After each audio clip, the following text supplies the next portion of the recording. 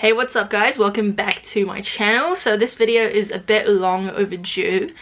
Basically, if you've been following my channel for a very long time, then you'll know about 3 years ago I made a video about getting my learner's license and kind of tips for you guys. So yeah, I recently just got my restricted license, only 3 years late. But yeah, so today I'm going to talk about basically just the same thing but for your restricted. So giving you guys some tips and talk about a bit about my experience. So let's do it. Okay, so first of all, I would just want to give some tips for people that are like wanting to get your license. So I would say number one thing is just practice as much as you can and make sure that you're ready for your test, because I know a lot of people fail and I think that's just because they don't have enough practice. Like even though you can technically get your license 6 months after your learners, most people haven't done enough driving in that time. So yeah, just make sure you drive as much as you can. And also it's really important to drive around the area where your test is going to be so that you're familiar with all the roads, because that helps me a lot. Like literally a month before my test, every day I would just go out to where the testing area is and just drive around every single one of those roads to where like I knew them off by heart already. So yeah, yeah, so with that being said, I'll just talk a bit about my experience getting my license. So I actually got my license today. My test was at 11:15 in the morning and I got there probably about like maybe like I don't know, 10:30, like really early. But yeah, so after I had like got my photo and everything done, like I actually ended up taking my test early. Like they called me to go out at 11 even though I was booked in for 11:15. So I would say you don't have to be as early as me, but yeah, obviously, you know, it's always good to be a little bit early, because you do have to fill in the form and do your like eye test and things like that, and you may get to see your test early, so you know, you might as well just turn up early. Also make sure that your car is like all good to go, because they will check your brake lights, your horn, and just everything is just like up to scratch, you know, because you don't want to fail, you know, just because your brake light's not working. So yeah, once you've booked your test,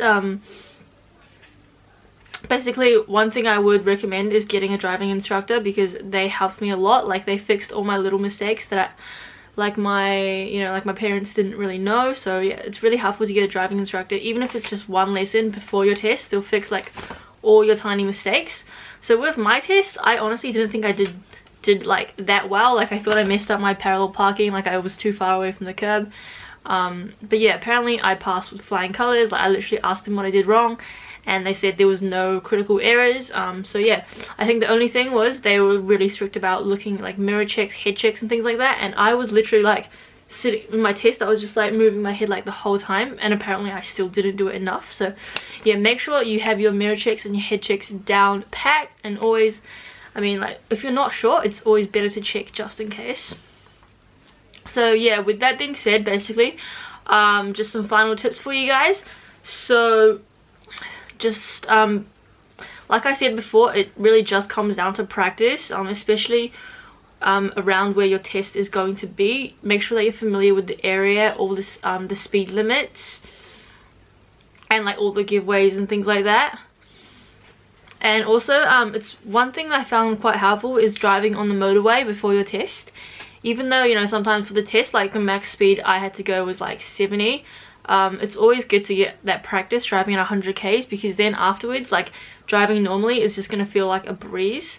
Also another thing is gap selection. I didn't get pulled up for it, even though I thought that I was going to, because like sometimes I'm not sure like if I can go or if I should wait. So yeah, just make sure that you're really confident about that before you go and take your test. Also parallel parking as well. Like I was pretty good at it. I would say like 9 times out of 10 I would get it right, but like that one time during the test, you know, obviously I was a bit nervous and I kind of messed it up a little bit, but it was still fine. So yeah, I guess just be confident and just make sure that you do a lot of practice. And yeah, I feel like that's all I have to say. I probably missed something. Let me just think. Yeah, I don't know, I guess just practice. Like when it comes down to it, you know, Oh, another thing, just kind of a small thing, but when you're going for your test, like, it's good to get someone to help you like reverse park into the space, so that when you're leaving for your test, you don't have to reverse out, you're just going straight out.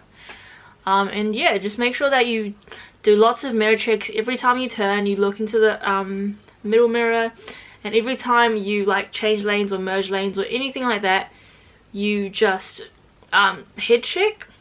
Another thing that happened during my test was actually there was a bus and it was in front of me, and it was stopped, and like I just stopped behind it, but it was just like stopped there and it just didn't move, and the test inspector didn't say anything, so I just looked to my right and there was no car, so I just ended up indicating and then passing the bus and then merging back into that lane. So yeah, sometimes you will have to just use your judgment and do what you think is right, because they're not gonna always tell you like what to do.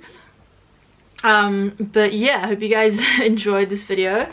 Hopefully it was helpful for you guys, and I will see you next time. Bye.